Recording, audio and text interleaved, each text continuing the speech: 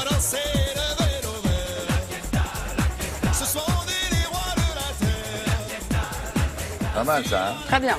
Alors je sais pas si Patrick Sébastien a fait exprès cette chanson-là pour cette voiture-là, mais ça tombe très bien effectivement. Alors, modèle qui date de 76. Oui, 40 ans de Je suppose qu'elle Ford a Fiesta. beaucoup évolué depuis, on la reconnaît Alors, elle pas, a hein. énormément évolué et vous allez le voir sur plein de domaines, énormément de domaines. Le style, évidemment, la sécurité, le confort, l'équipement, tout a évolué en 40 ans.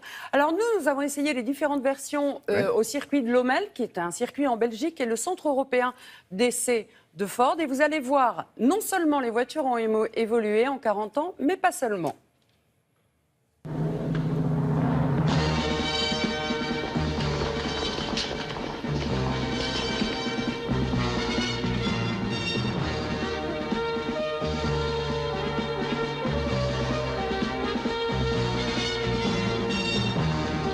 Le style a deux fonctions principales. Bien sûr, d'apporter une touche esthétique au véhicule, mais aussi une fonction aérodynamique pour améliorer les consommations du véhicule.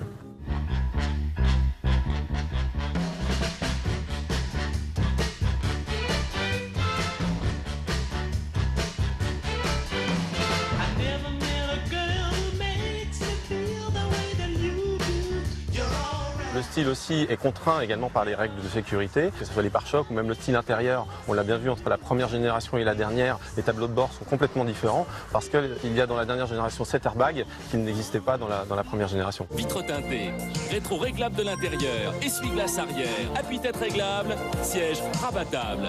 Il n'y a rien à ajouter? Si. En termes de connectivité et de technologie, également beaucoup de progrès. On était sur une radio tout simplement, on est passé par la cassette, le CD dans les années 90. Aujourd'hui, on est totalement en streaming avec nos plateformes musicales et on est relié à la voix. Et ça, c'est quelque chose qu'on ne pouvait pas imaginer il y a 40 ans.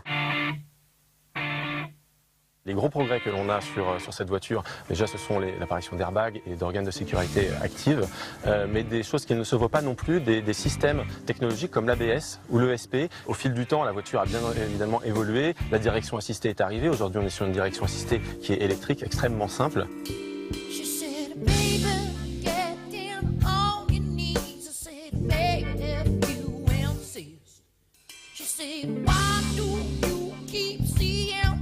Lorsqu'on a lancé le véhicule, on communiquait effectivement sur un nouveau véhicule beaucoup plus petit, économique. La Fiesta est arrivée avec un moteur d'une cylindrée d'1 litre, donc 1000 cm3, qui avait une puissance de 40 chevaux.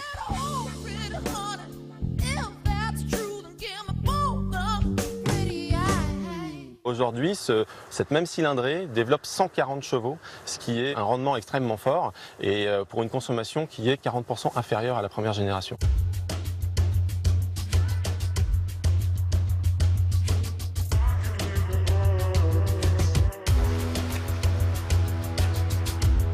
On vient de sortir la version la plus puissante jamais produite pour une Ford Fiesta.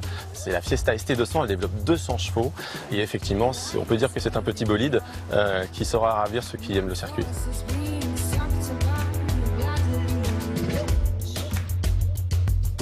Bon, alors, plusieurs choses. Pourquoi est-ce qu'on garde le nom d'une voiture comme ça au-delà de 40 ans?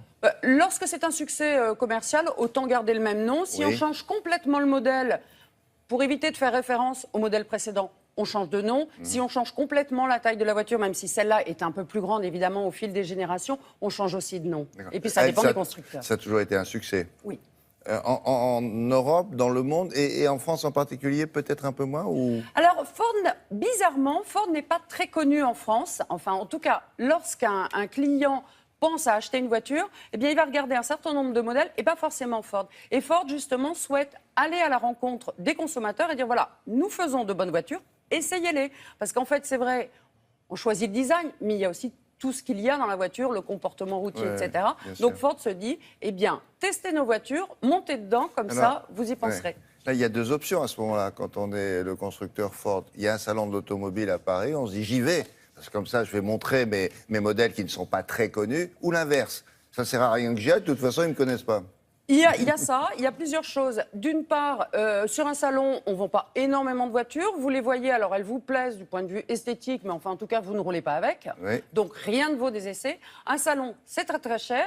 En Autant plus. utiliser l'argent pour faire des essais et mettre sur pied toutes ces séances d'essais. D'accord. Et puis, il y a autre chose. Ford n'a jamais eu beaucoup de chance avec le mondial de l'auto. Il y a eu plusieurs manifestations et des dégradations et du vandalisme sur ces stands. Donc, peut-être que aux États-Unis, puisque c'est un constructeur américain, ce n'est pas quelque chose qu'on apprécie particulièrement. Donc ils ne seront pas présents. Donc, ils ne seront pas présents au mondial qui ouvre ses portes samedi. D'accord, merci.